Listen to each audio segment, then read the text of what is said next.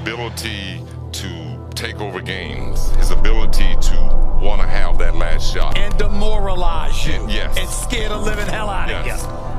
When you think of Michael Jordan, he's just that competitive fire. And I believe that every night he stepped on the floor, he put on the cape. Michael Jordan for me was like, it looked like he was like Jesus, Black Jesus walking towards me. Yeah. So when he walked in, it was like, I didn't know what to say. It was overwhelming to meet, to finally meet the guy that I've looked up to my whole life. Gets it to Jordan. Michael challenges and slams. Yeah, Mike dunked on me, but he knew I was there. That's why he got all hyped. He knew I was in there because a couple of games back, we played him, and I was blocking his shot. Jordan went to the left-hand block by Mourning. He remembered that. So that dunk was big to him anytime he dunked on me, so hey. Michael Jordan is the best player ever. Kobe Bryant, one of the best players ever. In your first year, did you play, was Michael in the league your first year? No, he was coming back to the Wizards. I worked out with him, actually. I do have a lot of stories. I worked out with him for 2 years on his comeback. Yeah, when he came back to the Wizards, worked out every single day. Charles Barkley is a great, great player, but Michael Jordan is in a class by himself, clearly superior to anybody else in the league. Have another drink, Bob. I would never say another player is better than me. Never. And I'm not going to say I'm better than him, but I would never say he's better than me. Because I can play basketball with any basketball player in this world, but I would never say another player is better than me because he would have an advantage on me going into the game. He made me want to be an NBA basketball player. And, just to tell him, thanks for everything he brought to the game and opened the door up for the rest of the players. Without his vision, I promise you, there wouldn't be no Hall of Fame Allen Iverson standing at this podium if it wasn't for this guy. He gave me the vision, man. And, you want to be fast like Isaiah, and you want to shoot like Bird, rebound like Barkley, pass like Magic, be dominant like Shaq. But, man, I wanted to be like Mike. We have a chance to play the world champions, and, the day will come where I'll step on the court with, in my eyes, the best basketball player that ever stepped on a basketball court. And it was just an exciting moment for me, and it was something that I treasure for the rest of my life. Do you feel that Michael is the best ever? I think so. I think he's not only the best basketball player, but probably the greatest athlete that's ever played any sport. Like when I was in high school, I used to work out with the 76ers. I used to ask him, what's it like to guard Mike? He go, Mike? You mean Black Jesus? I'm like, what the fuck? Black who? Oh, we call him Black Jesus. Or you can call him Black Cat. I'm like, I'm gonna call him fucking Mike. That's his fucking name. So the level of fear that he inspired in others was insane. Wow. And I would tell him, I said, when I face him, we're gonna go at it. He says, oh, you don't wanna do that. I'm like, what? Man, you don't know me, man.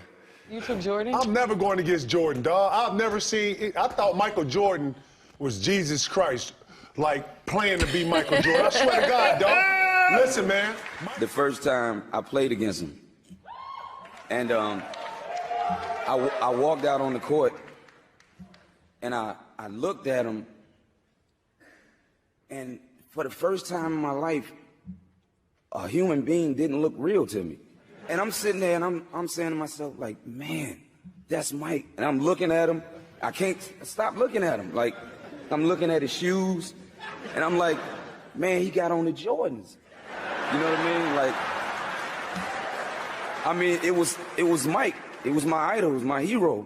I used to watch him and sit on my mom's dresser, and she used to tell me, boy, if you don't get back from that TV before you go blind, you better. Like, I wanted to be that close to him just watching him. I'm in his basement, and he have all this old footage on VHS. I'm watching the game. It's like 3 in the morning. He came down there like, oh, come on, we're going upstairs to the gym. He broke down how to score the basketball. That year, I was averaging like... Undoubtedly the greatest player in the game.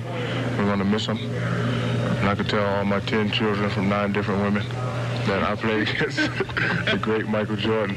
Are you still close with Michael Jordan, or were you ever close with Michael Jordan?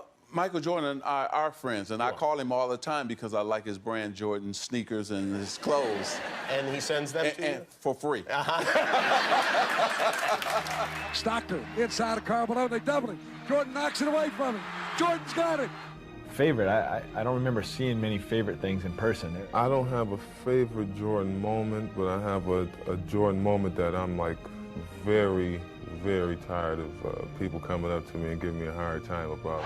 Here's Jordan for three, yes! Did you see that look? Michael! Before the game, I was terrified, but to relieve pressure of that, I ain't got to guard from my work. Second thing I said, I can't let him dunk on me. That's not going to happen. So it was a play when he comes baseline. Jordan turns and faces. Shot clock at 7, 6, and a... Whoa! Shaquille, that might really hit him hard. I had to touch him up. Because one, I'm not getting dunked on because I'll never live that down from family members, homeboys, barbershops. That'll be a poster forever because Mike was the man at the time. But Mike also taught me something very valuable. So when I go to help him up, he said, don't ever help nobody up. Great foul. Don't do that. I don't need your help. But I'm coming back. Don't you worry. First time he entered the league, that was my favorite moment. Just the impact that he had on the league, just coming into the league. I'll tell you this story right quick because you would really enjoy this. So we're in the restaurant, and Larry and I sitting there talking. So enters Michael Jordan. So he sits down, and Larry and I are going back telling stories with each other and just having fun. So Michael says, I just want to tell you guys, I really, in college, you guys were the two guys I looked up to, so on and on and on. And even in the NBA, you guys have been dominating. But he said, I'm just here to tell you, both of you, there's a new sheriff in town, and that's me. He announced it? He announced it to both of us. We both looked at each other and said, you know what? It is your turn, so go ahead, young man, go ahead. To this day, it's still super surreal for me.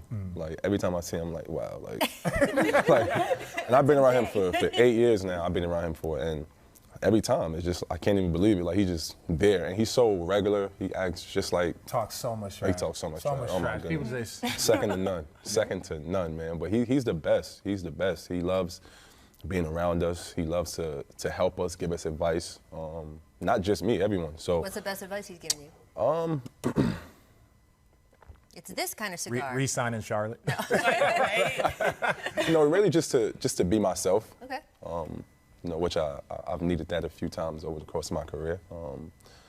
So yeah, especially early on in my career, when I first came in, trying not to, step on anybody's toes, work my way in and things like that. He kind of pulled me to the side. He's like, I drafted you for a reason. Just pretty cool. Come in and just be yourself, and that's how I try to be. My rookie year, we were playing the Chicago Bulls, and this is Michael Jordan's third or fourth year in. Okay. And we were playing the next exhibition game in some obscure place. And most veterans do not like to play in exhibition games. They want to get to the real thing. I'm a wide-eyed, energetic rookie, and we're playing this exhibition game, and Michael's going through the motion. And Chuck Person, who's on my team, who's a trash talker as well, is like, can you believe Michael Jordan, the guy everyone's talking about, who's supposed to be able to walk on water, you're out here killing him, Reg. This is in the first half. He's like, you should be talking to him. He's like, you're right, Michael, who do you think you are? The great Michael Jordan? That's right, there's a new kid on town, right? Kind of looks at me and starts shaking his head. So at half, I have 10, and he has 4 points, right? I'm doing all this talking. He's like, okay. Into the game in the second half, he ended up with 44. And I ended up with 12. So he outscored me 40-2. And as he's walking off, he's like, be sure and be careful, you never talk to Black Jesus like that. We played in college, and so I used to, sometimes before the game, before the night before, we, go eat or go to his hotel room, and he was really mad at Reggie Theus. Because when he got traded, when Reggie got traded, Michael was the draft pick coming in. And Reggie was like, there's no guy who can replace me that's a rookie. So he said, just tell Reggie that I'm going to get 45 tonight. So I went to the locker room. I said, Reggie, Michael said he's going to get 45. So he ended up with 43. And so he comes into the locker room. He said, I didn't get 45, but you got to come to Chicago. It's like, now that's supreme confidence. That's supreme confidence. He was mad that he didn't get 45. I pretty much was watching him instead of just playing against him, you know. I was like, I can't believe I'm on the same court, Michael Jordan, you know, all that stuff. I was looking at the shoes and just looking at him and the ball head and 23. Well, I have too many memorable moments about Michael Jordan. None of them are good for me. People really didn't want to believe a man could actually fly, and he gave everyone that belief that for a little bit, maybe they could. Whenever I see somebody play Mike or guard Mike, I used to always want Mike to take him to the hole and dunk on him. I didn't know if I was going to make the league. I was on a non-guaranteed contract. And I'll never forget one of my first exhibition games, we played the Bulls. And I was just trying to make the roster. And Michael Jordan gets the ball right in front of our bench. And I'm already scared to death. Like, God, I hope I don't get into this game. I'm not ready for this stuff. And he holds the ball out. He holds the ball out, and he looks right at me. And I'm on the bench, just kind of like, he holds the ball out, and he goes, watch this. And he turns, and he went right around Dan Marley, bam, dunks it, looks back at our bench, and just starts laughing. And I'm looking like, there's no way in hell I can ever make this. Now I really don't want to. I thought he looked at you. For me, Michael Jordan was a killer. It didn't matter. He wanted to come in and kill you. You know, when I remember my first game playing him in the Spectrum in Philadelphia. He dropped 48 in 3 quarters and went and sit down and watch the rest of the game. For the record, he was playing against the New York Knicks in the playoffs, and I think he must have drove baseline. He faked one way against Charles Oakley, and he spent back the other way, and he drove to the lane and went up for a dunk, and he dunked right over Patrick Ewing, and he stared at him. I think that was one of my most memorable Michael Jordan moments. Jordan trying to shake off Starks. Oh, what a move by Jordan! It counts, and the foul. I guess for the first time at the United Center, and I got thrown into the fire. He made a nice baseline spin move on me. I knew it was coming. He was just so strong. By the time I tried to body him off of it, he just swatted me away like a fly. I learned a lot this game. A lot about how technically sound Michael was. Because it's one thing in watching him play, and then it's another thing in playing against him. His technique was flawless. I wanted to make sure my technique was just as flawless. I think we all should be lucky we're even alive to see this guy play. Like some kids now who are buying the shoes have never seen Michael Jordan play in person. Or they've seen some clips and things like that, but he had no flaws whatsoever. You couldn't say he couldn't dribble, he couldn't shoot, he couldn't defend. He didn't have great range. He wasn't a 3-ball shooter. But that goes back, he didn't have to be. Yeah. You know, his mid-range was so unbelievable, and getting to the rim, he could finish with either hand. He was so flashy, but he was also so fundamentally sound. You know, so he had everything covered. Was he mean to you? No, he wasn't. He actually killed me slowly, and yeah, he would comment to the coach, he's actually doing a great job out here, and meanwhile he's pouring in 45.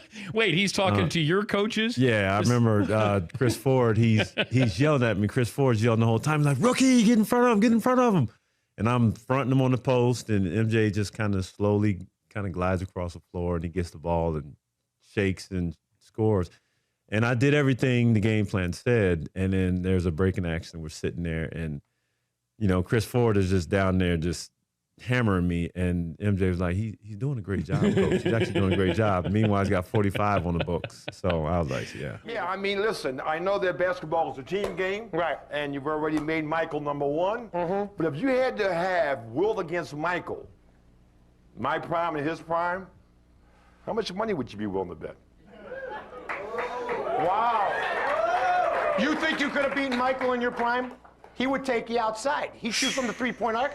Then you try to come out and get him, he'd dribble around you. I run the 109.5. I have a 52 vertical bench press, almost 600 pounds. Michael would probably be going to Wait a the minute, basket. 600 pounds? 600 pounds. I think you're exaggerating. You're out of your mind. We all exaggerate a little bit, but in this case, I'm going the other way. Guarding this guy, I think, made me a better defensive player. Every guy out there think they know how to play defense, but when you go against a guy like that, who can chew you up at any time of the game, you don't know how to play defense. His offensive skills were just unbelievable. You find yourself watching them instead of guarding them a lot of times. Showtime for the Bullies. I remember the energy in that building when they walked into there. The first shot I took, like a 15-footer, I think I shot it like 8 feet. I wanted to be like him. I wore the same number as him. I wanted to wear my uniform like him. When you think of Michael Jordan, it's just that competitive fire. He held everybody on the team to a championship standard, and this type of leader you look at and admire and want to be like. Being compared to Michael is a great honor, but at the same time, I have to separate that for the simple fact that he's accomplished what he's accomplished through hard work. Understand that. Michael's a great basketball player, but I'm Kobe Bryant. Getting schooled for a baseline dunk the first time I matched up with him, that was like the coolest thing. It was, because I'd seen that spin move so many times, and then I knew he was going to do it. But the timing on TV and then in person are two completely different things. So he just spun right before I thought he was going to spin, and I was like, man, that was pretty cool. When I came to the league and matching up against him, what I found that he was extremely open to having a relationship, a mentor relationship, and giving me a great amount of advice and an amazing amount of detail, strategies, workout regimens, and things like that. So, I mean, seriously, I mean, I don't think people really understand the amount of impact that he's had on me as a player and as a leader. My son is 3 years old, and if you ask him who wears number 23, he'll say Michael Jordan. I chose number 23. One of the reasons was because of Michael Jordan. He was the blueprint for how to make a lot of money as a personality and as a personal brand. The other day, we were going through a walkthrough, and there was 15 guys in the room, and 13 of those 15 guys had on Jordans. First of all, you know, I wear the number because of Mike. I think I fell in love with the game because of Mike, just seeing what he was able to accomplish. That's my inspiration in basketball, you know, to see what he did on the court and to see what he did off the court. You know, I didn't think it was no other number to wear besides 23. But I felt like Mike was so, you know, when you're growing up and you're seeing Michael Jordan, it's almost like a god. So I didn't never believe I could be Mike. So I started to focus myself on other players and other people around my neighborhood because I never thought that you could get to a point where Mike was.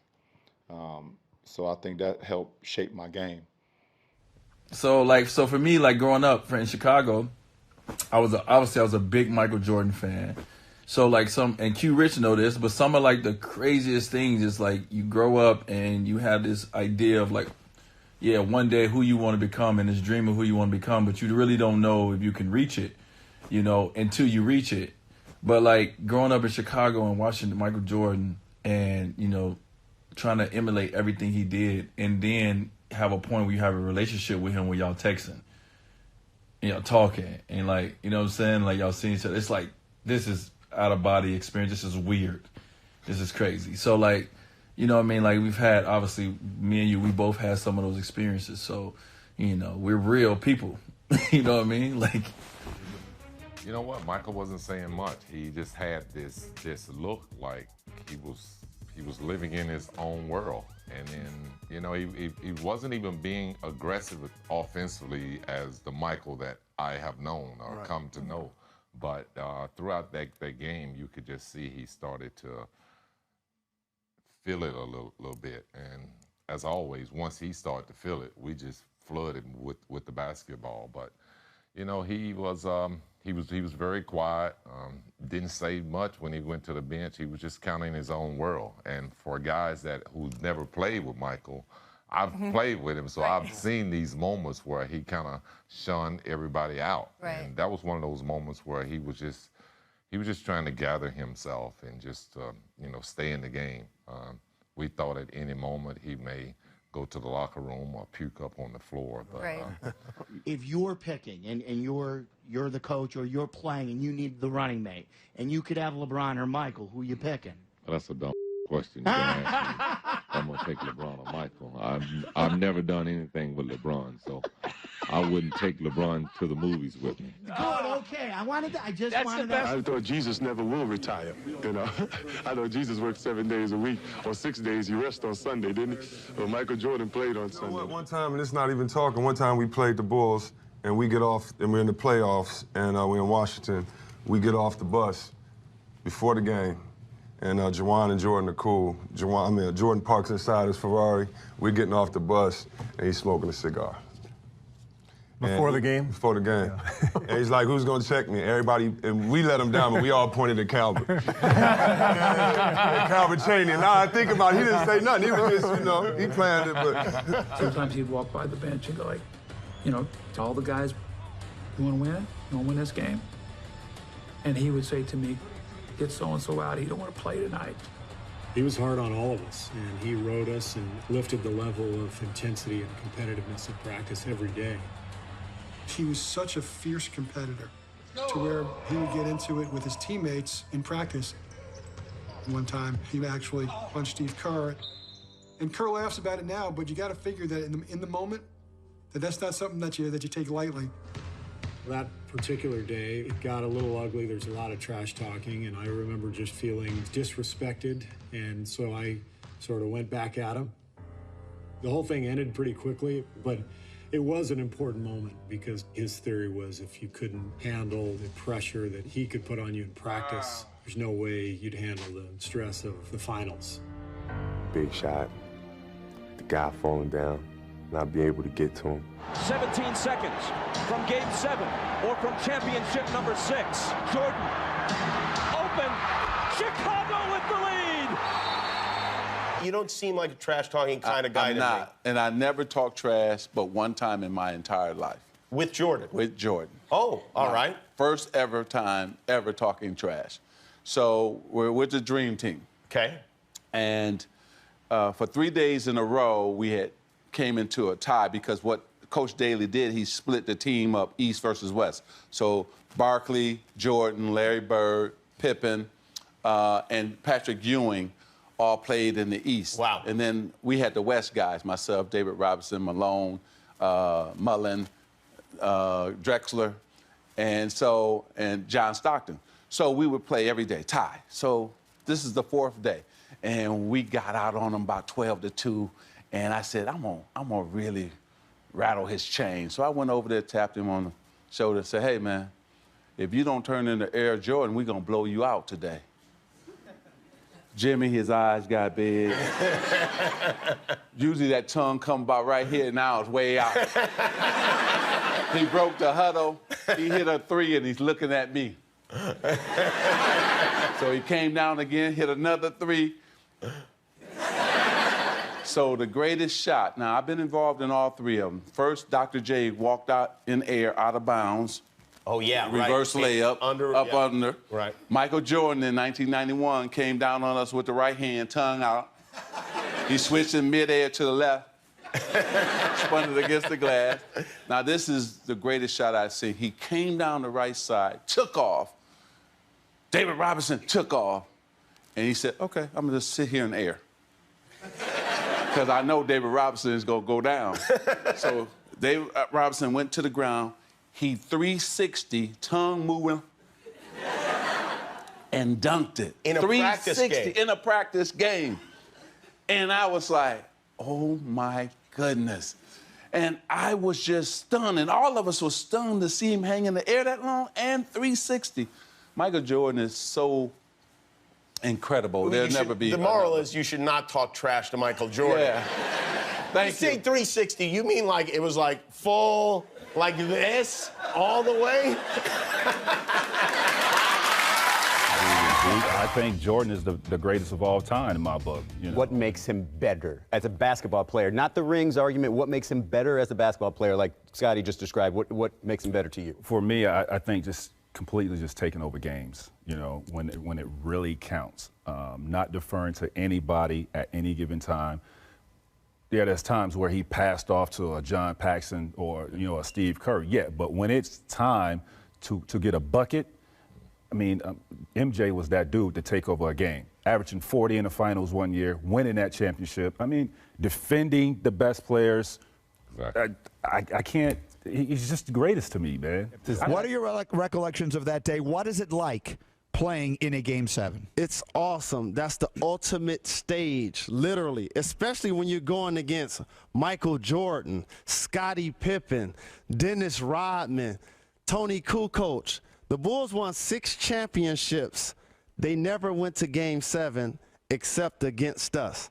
And what I remember the most beyond the intensity, because I was playing with some tremendous veterans as well, R. Mark Jackson, Reggie Miller, one of the top clutch players in NBA history, Chris Mullin, one of the best strokes in NBA history.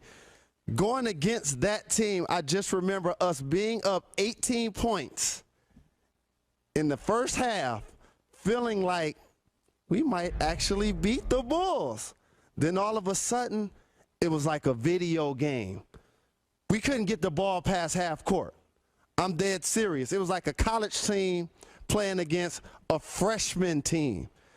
Couldn't get the ball up. Michael Jordan, Scottie Pippen, two of the best defenders of all time.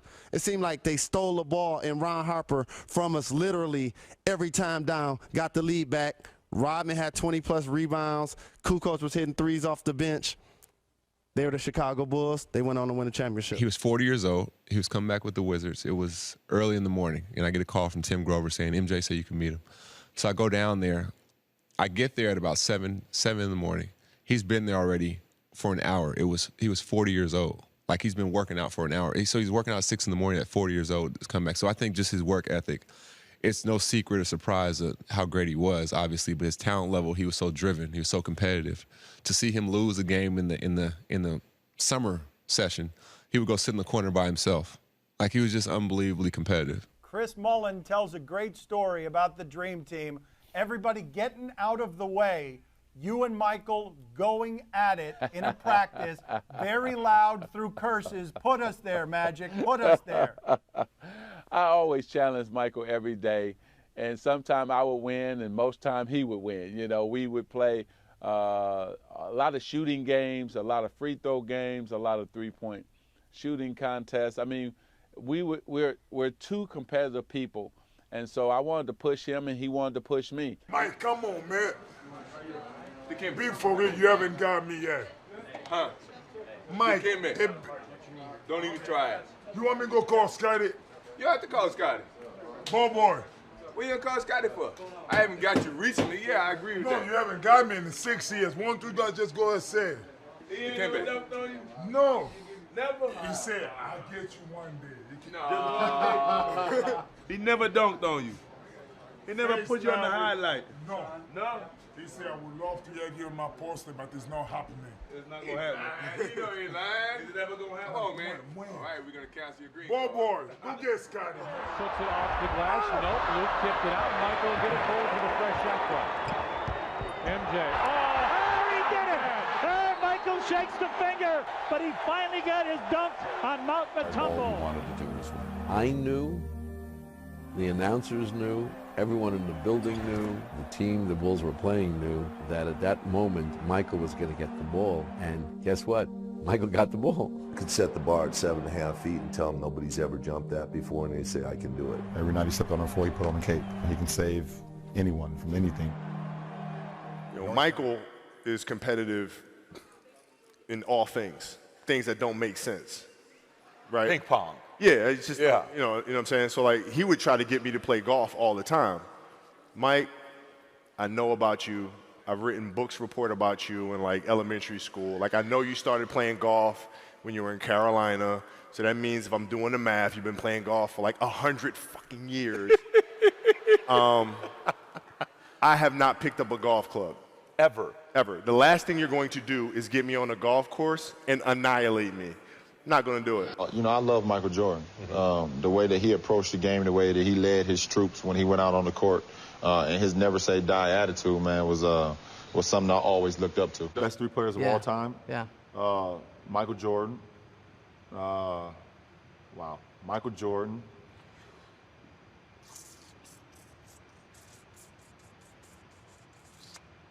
Wow, this is tough.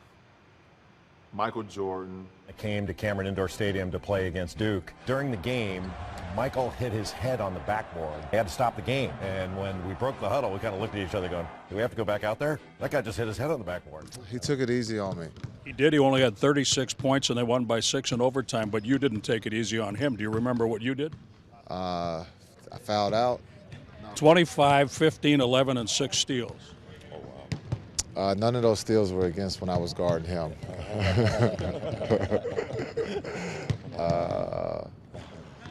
we must have been playing on a lower basket for me to score that many points.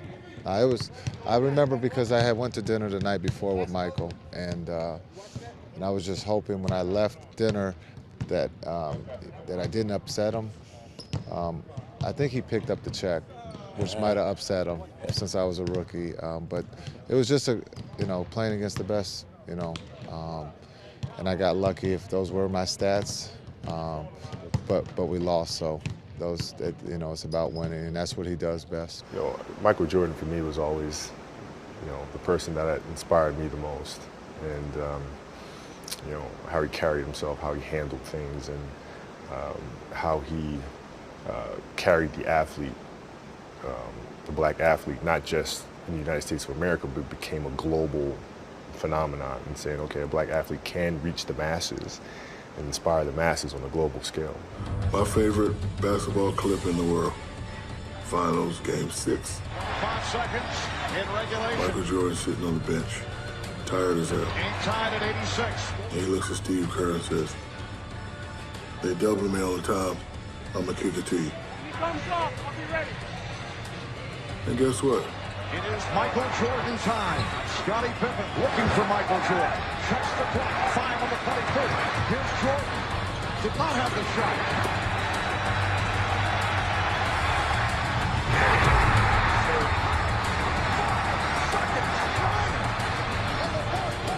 He shoots now the jump shots.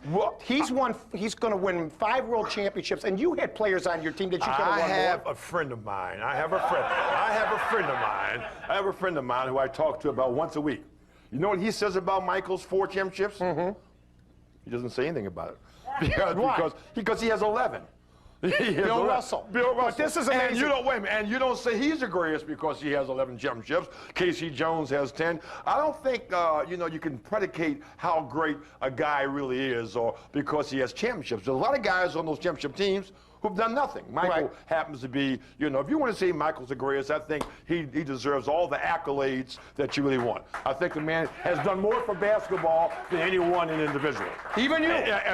Any one individual. And I'm also saying, too, for those players out there today who maybe don't quite respect Michael as they should, almost all of them should be giving about 10% of their salaries to Michael. Because they, that's who they owe it to. You understand? And 10 more percent. We're up 8. Mike is 4 for 16 from the field. He's having a really rough night. Right.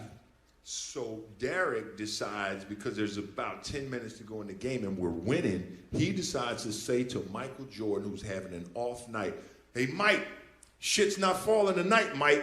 You're having an off night, Mike." Really? 24 points in the last 10 minutes. His last jump shot, this is catches the ball in the post. He does the typical Jordan fadeaway. He's fading towards our bench. He knocks down the shot. They go up by 6. He turns to the bench and says, "Shut up, you little bitch." True story. Well, I happen to be the only high school player there, and it was mainly a freshman in college.